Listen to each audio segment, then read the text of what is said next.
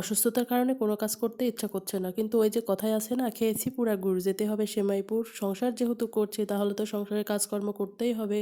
আসসালামু আলাইকুম সব্বাইকে। প্রতিদিনের মতো নতুন একটি ভিডিও নিয়ে আপনাদের মাঝে হাজির হলাম। আশা করি সবাই ভালো আছেন। আলহামদুলিল্লাহ আমরাও ভালো আছি। তবে খুব একটা ভালো নেই।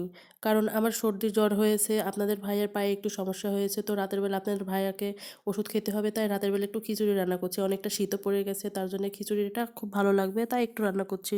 খিচুড়ির মধ্যে আমি দুপুরে বেঁচে যাওয়া তরকারিটাও দিয়ে দিয়েছি। এই তো খিচুড়ি রান্না শেষ। গরম গরম খিচুড়ি ঘি দিয়ে এখন আমরা খেয়ে নেব। আমরা অবশ্য কম্বলের মধ্যেই বসে পড়েছি সবাই একসাথে খিচুড়ি খাওয়ার জন্যে।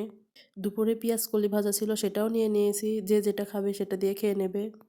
সকাল থেকে ভিডিওটি আবার শুরু করে দিয়েছি। সর্দির কারণে তো মাথা ব্যথা করতেছে, খুবই অবস্থা খারাপ। তো ভাবলাম একটু চা খাই, যদি একটু আরাম লাগে।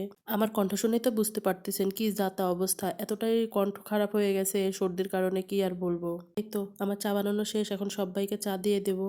চায়ের মধ্যে আমি দুধ চিনি কিছুই দিইনি, এখন আমি মগে ঢেলে দুধ আর চিনি দিয়ে দেব। চা পাতা দেওয়ার সময় আমি দুধ দিই না, দুধ দিলে আমার মনে হয় দুধের স্বরগুলো সব চা পাতার মধ্যেই থেকে যায়, তার জন্য আমি এইভাবেই বানিয়ে নিই। তো এখন আমি পরিমাণ মতো চিনি আর দুধ দিয়ে দেব। আমি আর আমার ছেলে তো দুধ চা খেতে খুবই পছন্দ করি, কিন্তু আপনাদের ভাইয়া পছন্দ করে না। আপনাদের ভাইয়ারটা আমি লাল চাই রেখেছি, আমার জন্য, আমার শাশুড়ির জন্য আর আমার ছেলের জন্য দুধ চা বানিয়ে নিয়েছি। বিস্কুট দিয়ে চাটা এখন আমি খেয়ে নেব। বিস্কুট দিয়ে চাটা আমরা খেয়ে নেব। আর এদিক দিয়ে আপনাদের ভাইয়ার জন্য মুড়ি মাখিয়ে দেব। গুড় দিয়ে মুড়ি মাখা খেতে ও খুবই পছন্দ করে। এটা হলো খেজুর গুড়, খেজুরের লালি গুড়। এই লালি গুড়টা দিয়ে মুড়ি মাখা খেতে আসলেও খুবই মজা লাগে। আপনারা কি কখনো খেয়েছেন এইভাবে? আপনাদের ভাইয়া সকালে যেহেতু নাস্তা করতেই চায় না, তো আজকে এটাই দিয়ে দিলাম। যেহেতু ও ওষুধ খাবে তার জন্য শুধু সকালের ওর খাওয়াটা দিয়ে দিলাম। শরীরটা খুবই খারাপ, কোনো কিছু খেতেও ইচ্ছা করছে না বা কোনো কাজ করতেও ইচ্ছা করছে না। তারপরে আবার দুপুরে রান্না বান্না করতে হবে, তো এখন দুপুরে রান্নাতে চলে আসলাম। সর্দির জন্য নাকি কোনো কিছু খেতে ইচ্ছা করছে না, বিশেষ করে ঝোল তরকারি তো একদমই না। তো ভাবছি আজকে শুকনো কিছু তরকারি করে নেব।